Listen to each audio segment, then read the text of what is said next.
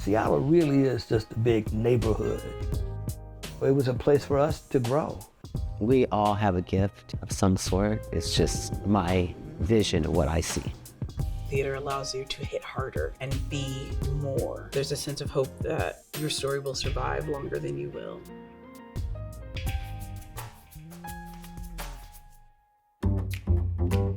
So a cipher in dance is when people dance like in a circle of some sort, usually going in a counterclockwise direction. It's like the space for you to like be creative and to release. And what you put into the cipher gives back to you. I feel like I try to emulate that just in my being, you know. I pour a lot of love and passion into what it is that I do. And when I'm performing especially, I try to give that out and in hopes of receiving it back.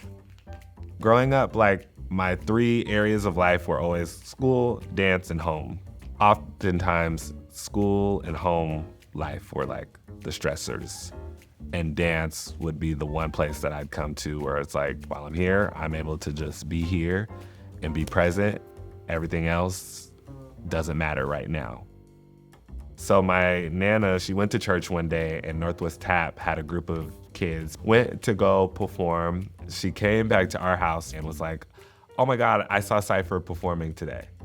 And my mom was like, what are you talking about? Like, he's been home all day. Like, and she's like, no, you don't understand. Like, I saw these kids and I feel like I saw my grandson like up there performing with them. Like, you need to take him to a show, sign him up. I didn't know this at the time either, but my late grandfather, he was also a tap dancer. I guess it's just kind of been in my blood. And it helped too that I grew up in a studio that not only was teaching dance, but also was like passionate about cultivating good people and a real sense of community. Here in Seattle, as a whole, I feel like a lot of dance studios in the Seattle area for so long were like super polarized, and I feel like that's changing. I feel like a lot of people are finally starting to like learn from other people and take other styles. I'm excited for where the dance community in Seattle's heading. Practically all of my childhood, I grew up only dancing here at Northwest Tap Connection. This studio has done a really good job of pouring into us as dancers, as just human beings, and making sure that whatever we decided to do, we knew who we were and we know how to walk through the world, particularly for like the young Black students that come through here. Rehearsing for their appearance on Broadway, these youngsters prepare for the big event of their lives. A lot of people are not aware that like tap dance is a Black art form. It was created by the African people that were brought over through the transatlantic slave trade. In a lot of African cultures, like the drum is just a pivotal part of that.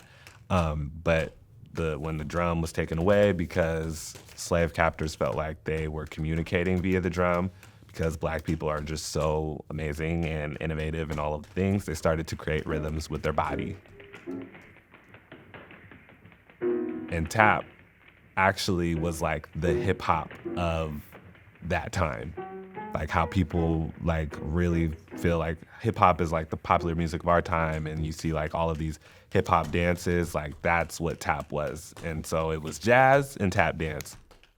Like you had Sammy Davis Jr., you had Bilbo Jangles Robinson, Gregory Hines, Jenny Lagon, Juanita Pitts. Unfortunately, I feel like their history is just not being talked about enough. It's a huge part of American history. And so it just excites me to like be bringing tap and for people to see it and recognize like, oh, this is like really cool. I ended up having a conversation with one of my mentors. Her name's Chloe Arnold. She's a super prolific tap dancer, amazing human. And I remember she was telling me that you shouldn't go through life thinking of a backup plan. Like you should definitely go through life like pouring everything into your plan A, because like you can quickly figure out what to do if something doesn't work out. But it's hard to like really bank on yourself if you're going into it with the mindset that this could ultimately fail. Even if, yes, dance in this way doesn't sustain you, like there's a magnitude for like what the doors could open. Leave them. I'm putting my hands out this way. This is 1, 2, 3. In doing dance, I've been not only a dancer, I've been able to be a choreographer, I've been able to be a mentor, a teacher. I've had to learn how to like be a videographer, a director, a costume designer, a stylist, makeup artist, hairstyle, like all of the different things. And then also like dance training is just life training. So, you know, the lessons that I've learned in just being in a classroom or being in a space where like you feel like one of like 100 people, and having to like just be confident in yourself and know that I bring something different. Miriam Carey, say your name! Miriam Carey, say your name! Miriam Carey, say your name! I feel like it's definitely alive and well, and I'm excited because now tap is definitely it's on the rise. Like again, it's definitely being put in a lot more media. A lot of people are posting.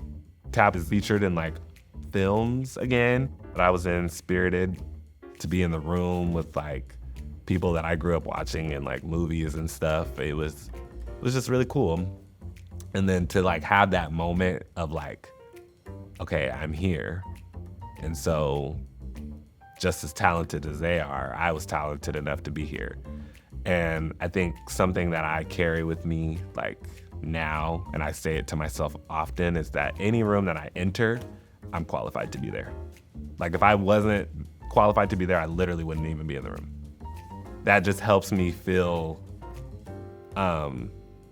confident in any space that I walk in, and know that like my experience is valid, my talents are desired, and I am more than enough. And ciphers have been around since like creation of like humanity. It's literally about like just, like I said, releasing, like just being fully present and allowing the emotion, the spirit to like completely like take over, and tapping into whatever you feel compelled to tap into.